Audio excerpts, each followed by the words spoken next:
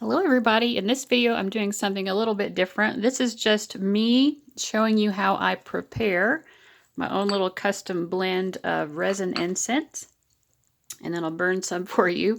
This is something that I use in my pick a card videos, and I like to burn incense as well when I'm doing my personal readings. The reason that I got started, and I'll just go ahead and the first thing that I'm going to do is actually get my charcoal tab started because it takes it a while for it to heat up.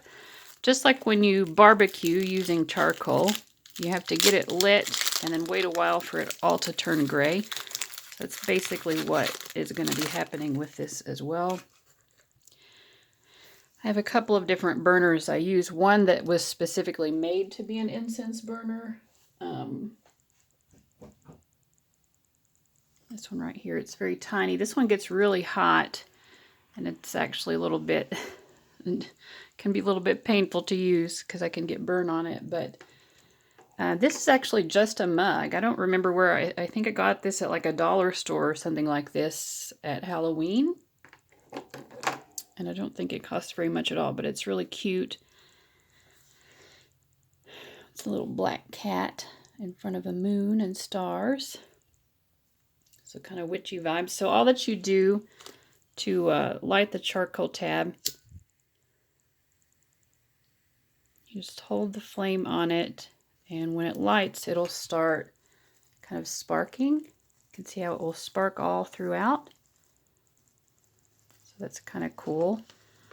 I should have tongs to use, but I don't. At this point, the tab isn't really hot yet because it's still heating up. So it's kind of safe to use my fingers. And this is a little bone, a little feather made of bone. So we'll get it into position so that it can continue to spark up and heat up and turn gray. And while we're doing that, we'll create our custom incense. So I was saying earlier, the reason that I started wanting to get involved with these resin incenses is because I knew I was already using frankincense essential oil, because I had read somewhere that frankincense had a very protective quality. And as someone who's using a lot of psychic ability and who is interacting with a lot of people psychically, I wanted to also use it as an incense. But, you know, when you get frankincense scented incense, it isn't real frankincense. And I knew that. And I was like, well, I want the real stuff. So what is real frankincense incense? And it's actually just like a resin. And there are lots of different types that have been used since ancient times. It doesn't smell as good, really, as your typical type of incense. But it's a very natural smell. So I've got some premium frankincense here. I'm just going to look. I have a lot of different things. I have dragon's blood. Dragon's blood has a kind of a sweet scent to it. It's also very powerful, so it's great for magic. I like to just use a little bit in all that I do. A little bit goes a long way with dragon's blood, although it does have a great smell. So if I had more of it, I would probably use more of it. We'll put a couple of chunks in there in my mortar and pestle. And I have some blends that are already made here, like this sacred incense blend. This all already has like a mixture of different things in it, including lavender buds, which I don't have any dried botanicals that I can include, although I would like to get some. You could, of course, go dry your own flowers or leaves. I have some dried basil leaves in there that in my kitchen that I did use once. I think something like jasmine buds or lavender buds would smell really good. So this is myrrh. I'm going to put in some golden myrrh. What else do we want? We've got dragon's blood, golden myrrh. I've got, let's use this benzoin dragonfly. This says it has a delightfully sweet and spicy aroma balanced with powdery vanilla balsam notes. Put in a chunk of that. Now we won't be using all of this at once, but once it's blended, I can just keep pulling it out of the bowl as often as I want. Copal. We'll put in a big old chunk of copal, why not?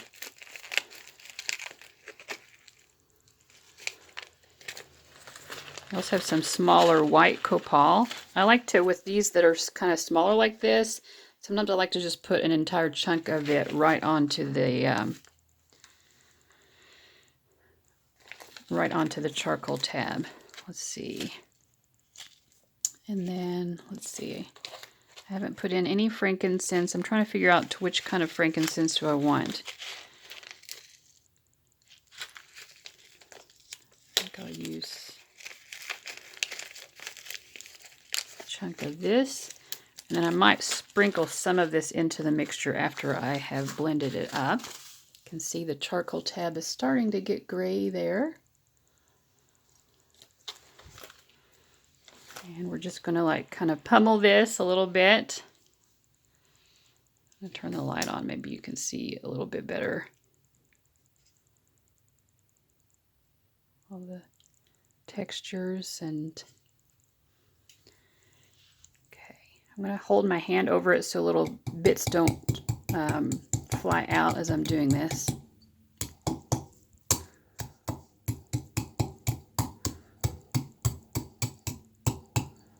So you can see it's getting into smaller chunks here.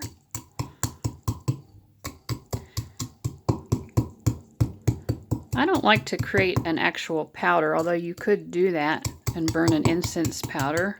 You can just lift it out with your finger or with a little spoon or something. But I kind of like it for it to be a little bit chunky.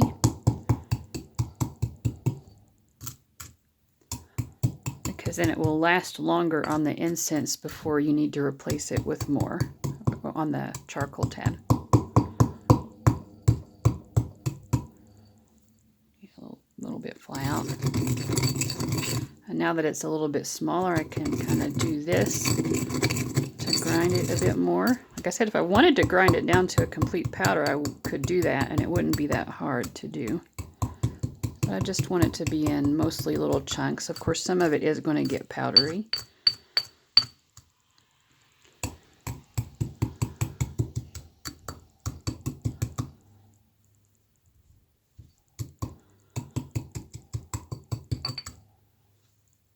Nice.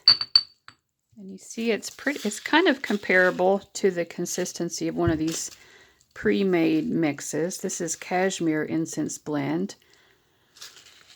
And this is the Sacred Incense Blend. So the consistency, the size is pretty similar to that. Make it a little smaller. And then I wanted to pour in some of these frankincense pieces.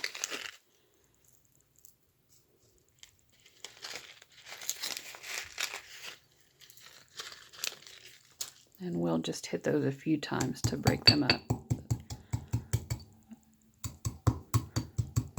They're already not that big, so I don't mind having a few kind of bigger chunks in there. All right, so that is our incense blend. Our charcoal tab is almost ready. And let's pause for a moment for it to get ready, and then we'll burn some incense together. Voila! With the magic of time, we are back. Now, I will note, normally I don't put salt underneath this, and I will say it looks like what I had under here before was soil. I thought salt would be nice, but it looks like the salt is kind of inhibiting the charcoal from totally heating up. It is still hot enough, you can see. I mean, it's like burning red underneath where it's turned gray, but like the bottom of the charcoal disc is still completely black, which is not normal. And even the center part is still not as gray as I feel like it would normally be by this time. But that's fine. It's still going to work. And I've learned something. So, woo. So maybe I need to get sand, or I just need to put soil in it again, like what I had before. But yeah. So I also noticed when I was putting away my incense, I have these carrot seeds, and I put that in my incense blend before as well to kind of like add some money magic, because carrots, you know, like carrots of gold. Also, these are a kaleidoscope blend, so like for a colorful, prosperous life. Put a little magic in there. And when I was getting my tea, I was waiting for this to heat up. My tea bag says, "In all things of nature, there is something of the marvelous." So we'll put a little bit of extra nature in there with those carrot seeds. So here is the magic.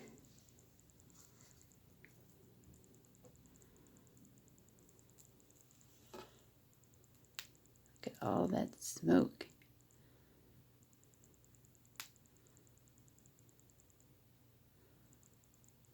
Beautiful.